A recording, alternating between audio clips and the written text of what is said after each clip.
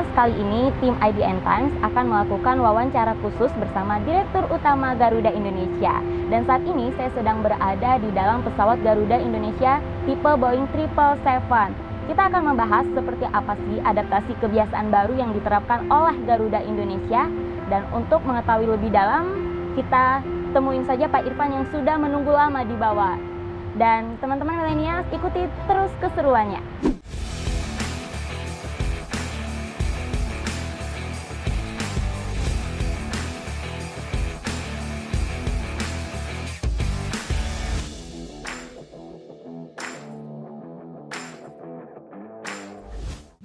Halo teman-teman Millennials, saya Riga yang bakal menemani teman-teman dalam program Ngobrol Seru bersama IDN Times.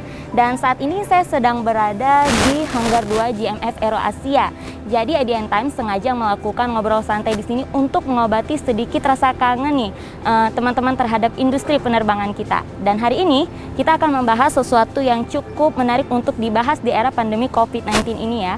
Seperti yang kita tahu bahwa COVID-19 ini telah memukul industri penerbangan kita, bukan hanya di Indonesia saja, bahkan di global juga seperti itu. Dan tentu teman-teman milenials ini penasaran dong, seperti apa sih adaptasi kebiasaan baru dan dampak dari pandemi COVID-19 ini terhadap maskapai satu-satunya milik negara kita, Garuda Indonesia. Untuk itu saat ini saya sudah bersama dengan Direktur Utama Garuda Indonesia, Pak Irfan Setiaputra. Halo Pak Irfan, apa kabarnya Pak? Baik.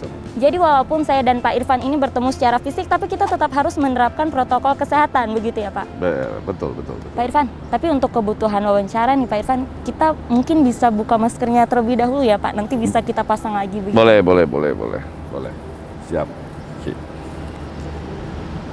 Pak Irfan, sebelum kita masuk ke topik utama kita bicara yang ringan-ringan dulu, gimana Pak? Oke, boleh. Jadi ini mungkin teman-teman milenials banyak yang belum tahu nih, kalau Pak Irfan baru saja menjabat di Garuda ini pada Januari lalu, begitu ya? Tapi kan sebenarnya Pak Irfan ini tidak memiliki background di industri penerbangan ya Pak. Kalau saya boleh tahu sebenarnya cita-cita Bapak ini apa sih Pak awalnya? Oh ya, cita-cita saya jadi dirut gitu. Oke. Tapi memang seperti Anda bilang, saya nggak punya pengalaman di industri ini. Tapi pada waktu bergabung dengan Garuda pertama kali, saya juga sampaikan sama teman-teman Garuda yang mempertanyakan kenapa seorang Irfan yang ditunjuk di kursi presiden Garuda ini. Ya, saya katakan saya memang tidak punya pengalaman di industri ini, tapi saya punya pengalaman 55 tahun menjadi penumpang pesawat. Oke.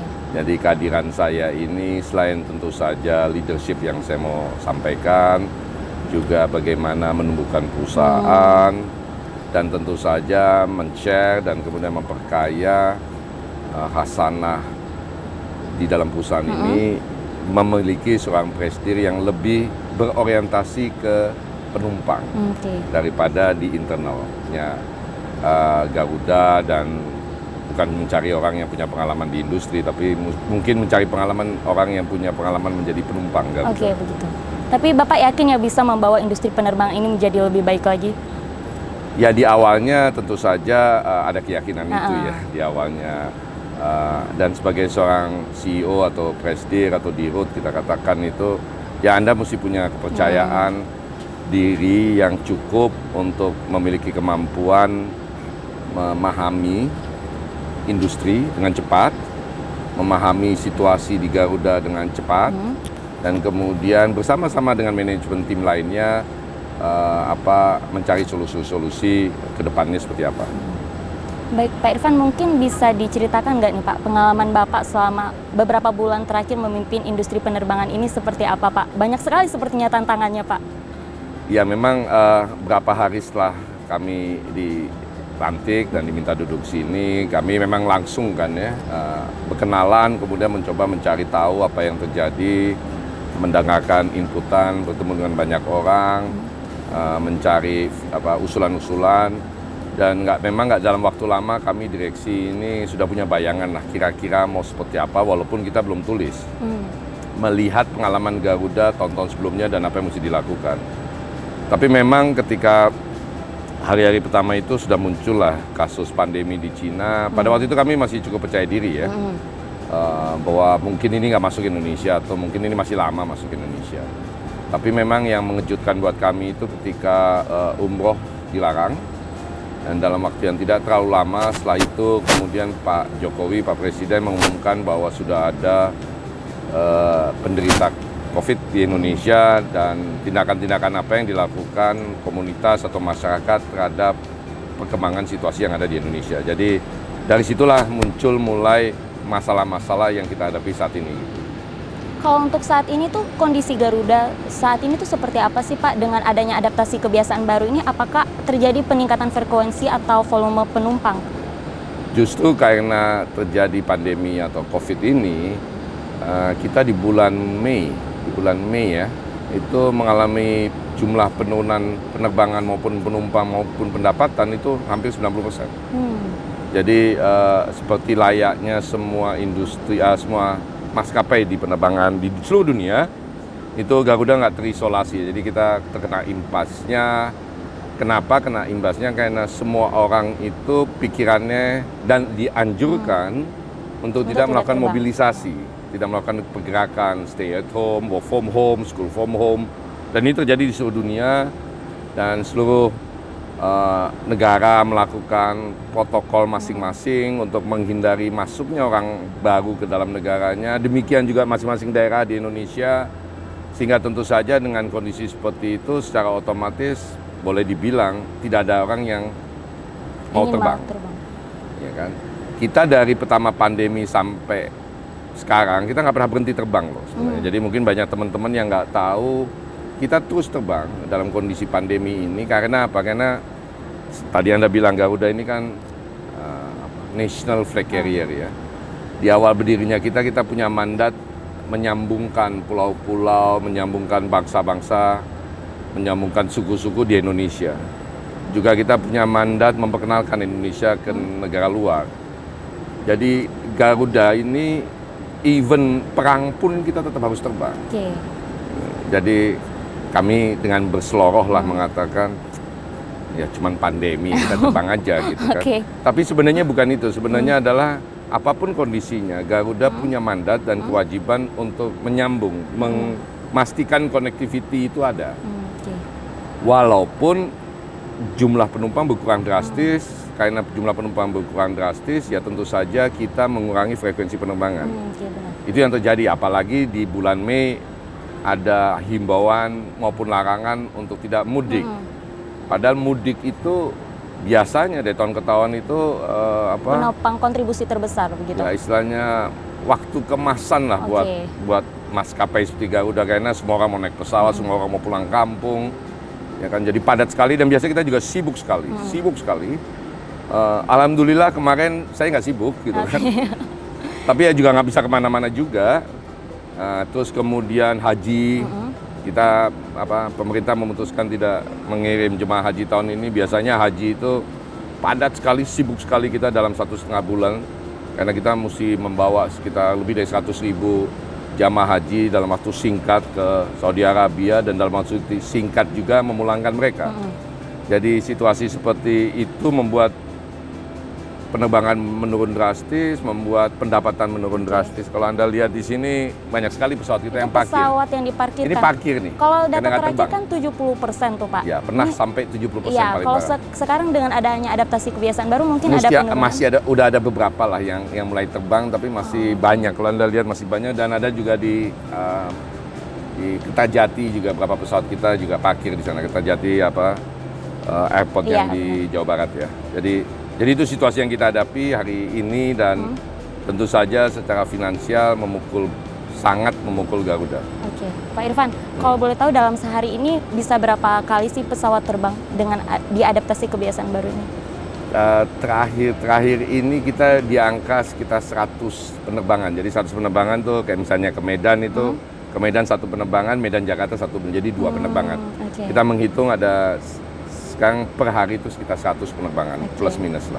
Kalau di dalam pesawat sendiri itu biasanya pernah nggak sih Garuda membawa penumpang yang ternyata cuma isinya 5 orang gitu, tidak sesuai dengan... Sering.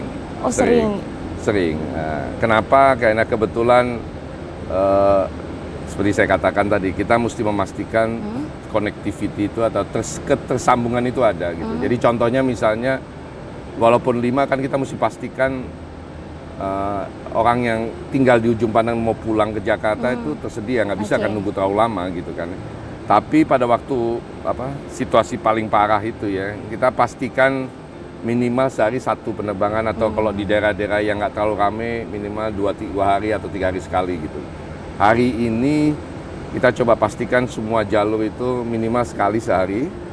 Kalau sudah mulai sedikit ramai 2 atau 3 kali. Yang pastinya Garuda tetap melakukan penerbangan di tempat-tempat tertentu walaupun hanya minimal 1 kali seperti itu, Iya, Pak? betul. Kalau ke luar negeri kayak seperti ke Amsterdam itu seminggu sekali.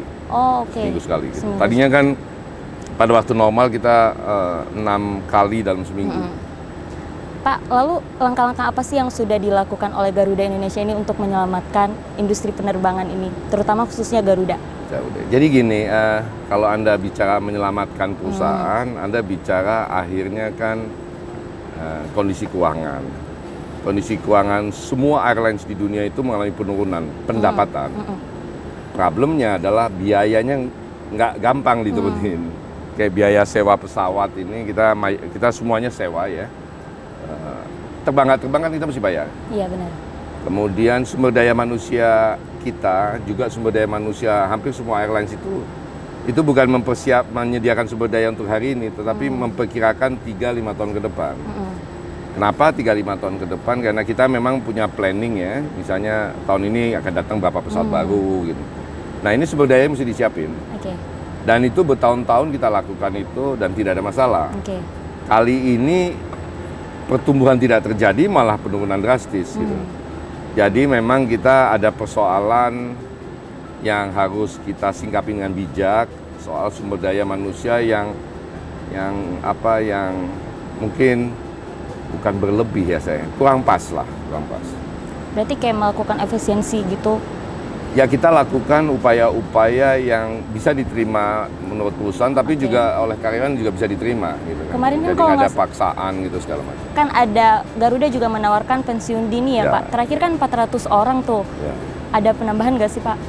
Per tadi malam mendekati 500. Oh, sudah mendekati 500. Jadi pensiun dini secara sukarela ya. Tolong jangan ini sukarela. yang lengkap gitu ya.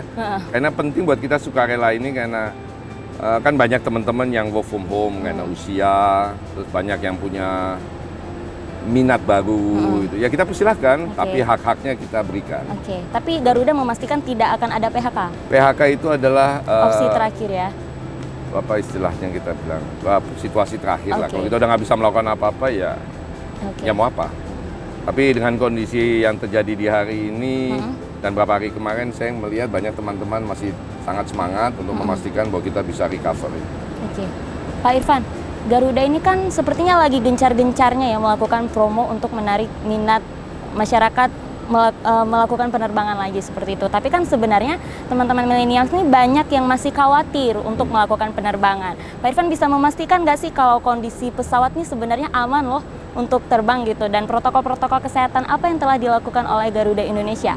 Ya, jadi gini, pesawat kita persiapkan, artinya kita pastikan pesawat yang mau terbang secara teknis tidak ada masalah tentu saja, tetapi dengan kondisi protokol sekarang atau kondisi COVID sekarang ini, kita tambahkan beberapa aksi-aksi untuk memastikan bahwa berada di dalam pesawat itu adalah aman dan sehat, ya kan?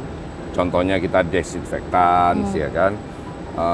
Kita implementasi HEPA untuk perputaran sirkulasi udaranya, dan pembersihan secara rutin lah, terutama di tempat-tempat yang ada interaksi dengan manusianya, jadi kalau kayak suka dipegang gitu lah misalnya. Di dalam in-flight-nya sendiri kita keluarkan nih majalah, koran, karena itu media yang bisa menjadi media penularan, ya kan? Dan awak kabin kita minta untuk menggunakan masker setiap saat, sarung tangan setiap saat, sehingga kalau ada interaksi tidak bisa langsung. Penumpang juga kita minta seperti itu untuk menggunakan masker lah minimal. Nah yang paling penting kami di Garuda, ini kami komit untuk menjaga jarak. Hari ini soalnya tidak berjarak itu kayak sebuah perbuatan yang berdosa gitu kan. Kenapa? Karena kemungkinan terbesar penularan terjadi di kondisi berdekatan gitu. Jadi kalau tempat duduk 3 itu yang tengah kita kosongin. Kalau di bisnis kelas yang tempat duduknya 2 itu cuma sendirian isinya. Jadi ini untuk memastikan bahwa para penumpang itu berjarak. Kita juga minta para penumpang untuk tidak melakukan aktivitas berlebihan di dalam pesawat, bergerak, maju, jalan-jalan. Apalagi Jadi main kalau bola, mau ke nggak toilet mungkin juga ya. dibatasi begitu? Apa? Pak? Kalau mau ke toilet dibatasi Oh nggak juga? dibatasi, Oke. silakan kan kita nggak ini. Tapi kita minta untuk tidak meminimalisir terlalu lah sering, oke. gerakan-gerakan yang tidak perlu.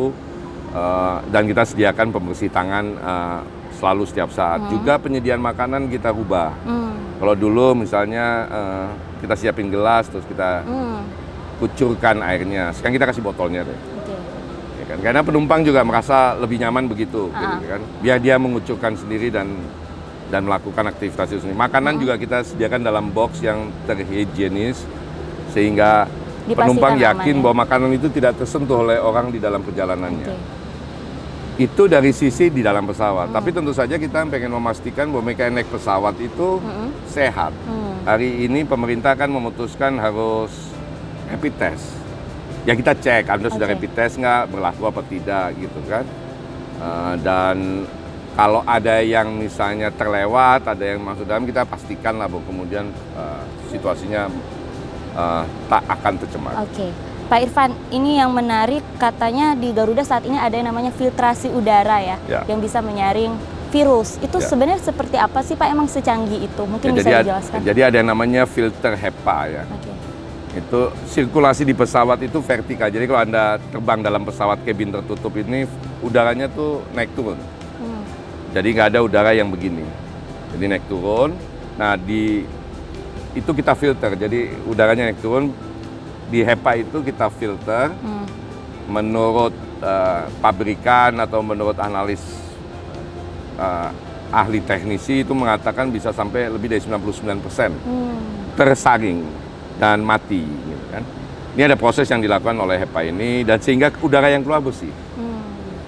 Nah, kadang-kadang kita kan nggak bisa melihat atau kita nggak bisa merasakan dalam kondisi sekarang. Tapi sebagai salah satu contoh, kalau misalnya kemarin-kemarin Anda naik pesawat, terus Anda nunggu depan toilet gitu kan. Terus orang keluar dari toilet gitu kan, suka smelly gitu kan. Tapi just itu hilang kan. Oke. Nah itu bagian dari proses yang dilakukan oleh HEPA. Lain kalau kemudian di rumah gitu kan. Toilet dibuka, ada keluar dari toilet smelly, dan smelly forever gitu kan. Kalau ini mungkin set hilang gitu. Nah itu salah satu bentuk bahwa virus, bakteri itu tersaring. Oke, itu berarti adanya itu di adaptasi kebiasaan baru ini ya, baru diterapkan. Sebenarnya udah kita belum? terapkan lama, tapi sekarang lebih kita fokuskan, kita pastikan tidak ada perubahan karena sistem di pesawat tuh udah ada HEPA. Jadi ketika orang mengatakan bahwa di dalam pesawat itu jauh lebih sehat daripada di ruang kantor kita atau di rumah kita yang ber-AC, ya itu membuktikan kebenarannya lah. Oke. Ada HEPA itu. Pak Irfan, ini untuk menarik minat pariwisata gitu ya Pak. Ada nggak sih Pak rencana Garuda untuk memberikan promo? Ya, jadi menarik? gini. Jadi sekarang ini memang bukan masa di mana kondisi normal, di mana kita mau mengajak penumpang dengan menggunakan promo ya. Karena apa, hari ini tuh yang terbang itu mereka yang harus terbang. Yang mau terbang belum terbang nih. Karena ada kekhawatiran. Kita riset internal kita pun mengatakan 60-70% penumpang kita menunggu situasi yang menurut mereka aman atau tidak gitu. Jadi ini persoalan persepsi. Ini bukan persoalan fakta. Jadi yang kita lagi lakukan terus-menerus ini mengkampanyekan teman-teman untuk yuk terbang. Itu yang pertama ya. Yang kedua, kita pastikan insya Allah bahwa di dalam kabin pesawat Garuda ini Anda akan merasa aman tapi tetap nyaman. Dulu kan pernah ada ide gimana kalau awak kabin pakai pakaian astronot gitu kan. Saya cuma bilang kalau itu dilakukan, orang yang naik pesawat akan merasa saya masuk pesawat apa masuk ruang bedah kan, gitu kan. Jadi orang kan juga mesti nyaman karena ini industri yang ketika orang naik pesawat itu kan senang, orang pada senang kan, nggak ada yang orang naik pesawat marah kan. Nah kita memastikan itu. Tapi yang saya juga sampaikan ke banyak komunitas dalam banyak diskusi, saya sampaikan ini bukan persoalan Garuda loh.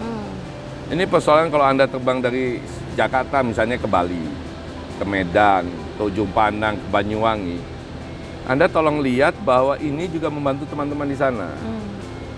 Jadi contohnya misalnya kayak Bali, paling gampang lah gitu kan. Biasanya sebelum COVID itu kita 16 penerbangan sehari, Jakarta-Bali. Kalau isi pesawatnya 200 saja, itu kita bawa lebih dari 3.000 penumpang orang ke Bali, apa untuk berlibur atau kerja, meeting, seminar atau apalah pun. Tapi hampir 3.000-an per hari ya. Saat ini? Hari ini tuh pernah kita terbang ke Bali, satu penerbangan isinya 20. Nah, Anda bisa bayangkan belum cuman kita, yang lain-lainnya pada masuk Bali. Saya bukan bersahabat dengan pemilik hotel, saya nggak ada yang kenal pemilik hotel. Walaupun Garuda punya hotel di sana ya. Dan pemilik hotel ini kan kalau dalam kondisi ini bisa datang ke bank, bisa ngomong, tolong dong di restructure utang saya. Tapi kan orang nggak banyak yang tahu bahwa pegawai-pegawai hotel di Bali itu banyak yang pekerja harian. Ketika hotelnya tidak nyala atau tidak ada tamu, kan mereka nggak kerja kan. Dan ini udah berapa bulan gitu kan.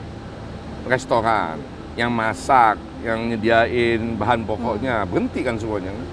Yang bikin souvenir, yang tukang tato di Kute gitu kan, kehilangan semuanya kan.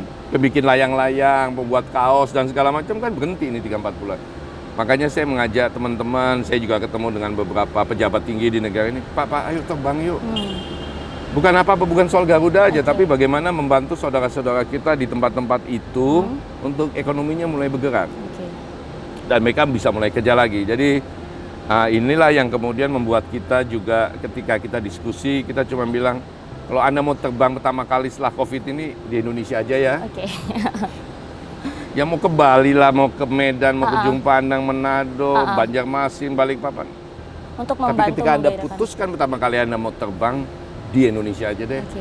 Karena apa? Karena saya tidak ingin mengatakan negara lain tidak ada artinya, tapi kalau kita di Indonesia aja kan kita membantu saudara kita.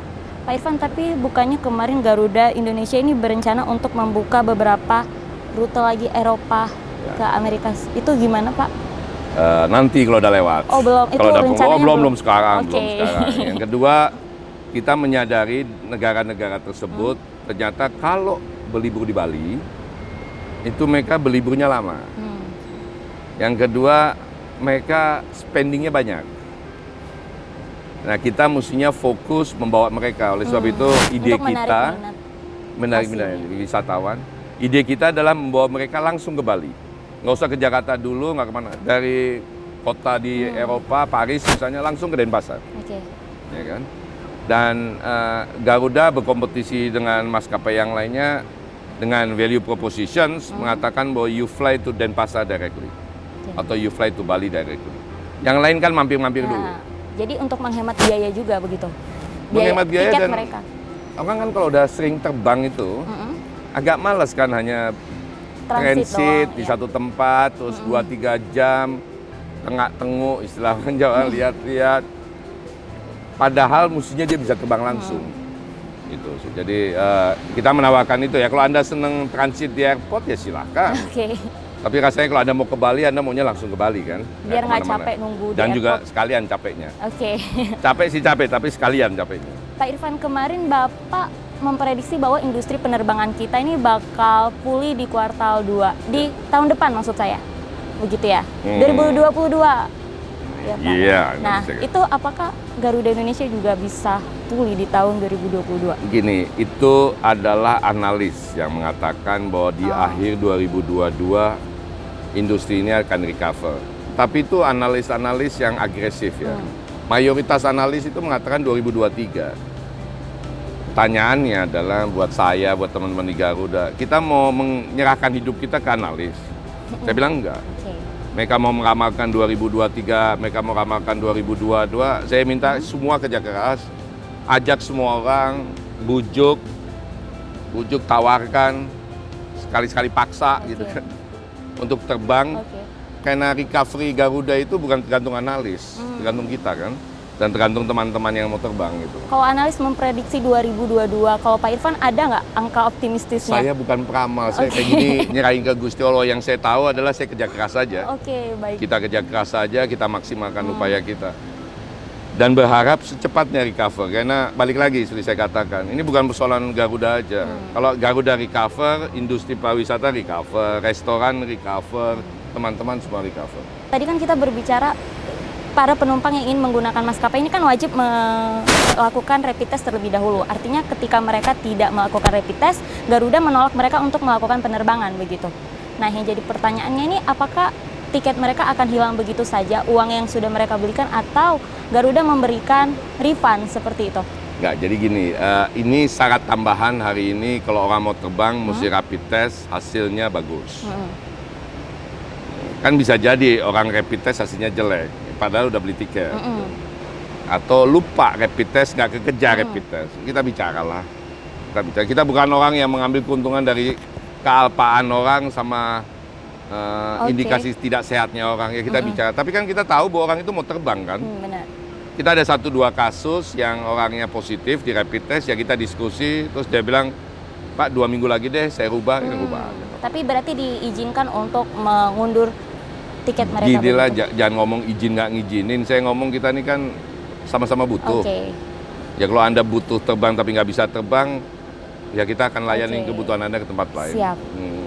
Pak, jika nantinya industri penerbangan kita ini pulih, ada nggak sih Pak keinginan Bapak atau bentuk rasa syukur Bapak, kayak misalnya saya ingin menggratiskan tiket ke Bali gitu.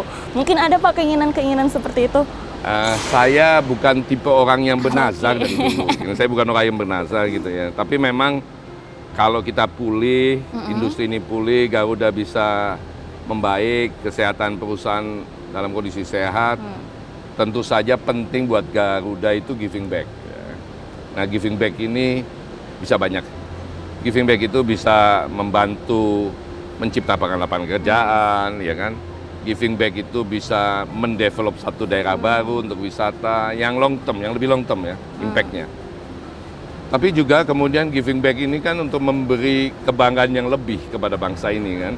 Contohnya ya seperti itu. Kalau membaik ini ya kita mungkin akan terbang ke tempat-tempat lain yang menumbuhkan rasa bangga bangsa ini. Saya mau kasih contoh, kemarin kita di-charter lah pesawat ke Beograd waktu menjemput salah satu buronan ya. Itu kita pesawat ini yang kayak sejenis ini, yang besar ini gitu ya. Itu mendarat di Beograd, di Serbia, dulu Yugoslavia. Pesawat kanan kirinya kecil-kecil. Di situ kelihatan sekali bahwa bangsa ini memang bangsa besar. Nah kayak gini kan penting. Buat kita sebagai bangsa ini kan penting untuk menumbuhkan rasa kebanggaan lah terhadap bangsa ini. Kalau kita ambil pelajaran yang diambil dari pandemi COVID-19 ini seperti apa sih Pak? Kan kemarin Garuda kalau nggak salah juga fokus ke kargo ya saat ini. Ya gini, mau belajar apa? Yang pertama memang ketika Anda lagi baik jangan jumawa lah. Dan tentu saja mentally, kita secara mental itu juga harus mempersiapkan diri setiap saat kondisi yang buruk ya kan. Ini buruk sekali. Ini bukan cuma buruk tapi buruk sekali ya. Jadi penting memang ke depan kita kemudian sebagai sebuah perusahaan dan individu bukan memitigasi hal-hal yang selama ini kita bayangkan, tetapi memitigasi hal-hal separah ini gitu kan. Yang kedua tentu saja pelajaran berharga ke depan adalah ketika perusahaan ini berjalan lancar, ya pastikan Anda punya tabungan yang cukup.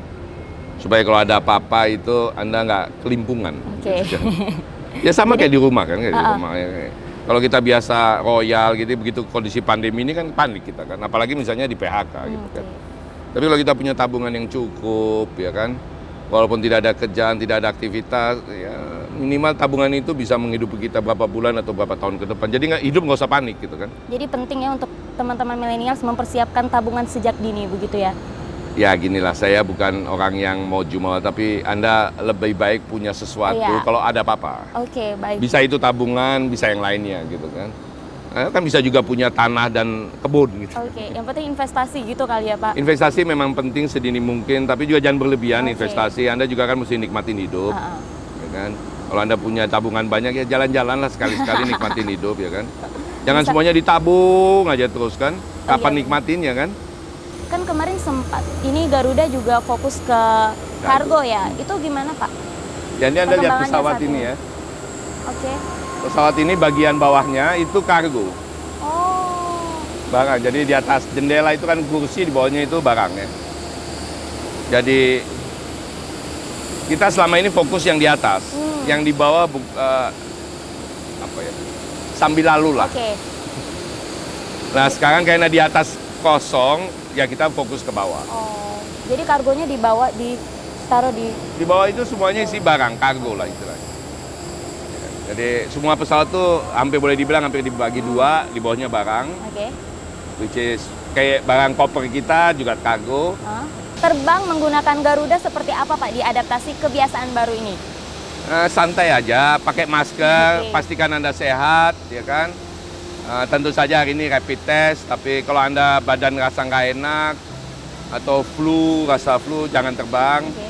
Tapi jaga kesehatan, terus kalau ada keinginan terbang, terbang aja segera. Oke. Nggak usah ditunda-tunda karena Anda akan menolong banyak orang. Dan pastikan Anda terbang dengan Garuda. Karena Awas Garuda, kalau nggak sama Garuda. Garuda memastikan keamanan ya Pak. Kita pastikan kita mudah-mudahan bukan cuma aman tapi nyaman. Oke, baik Pak Irfan.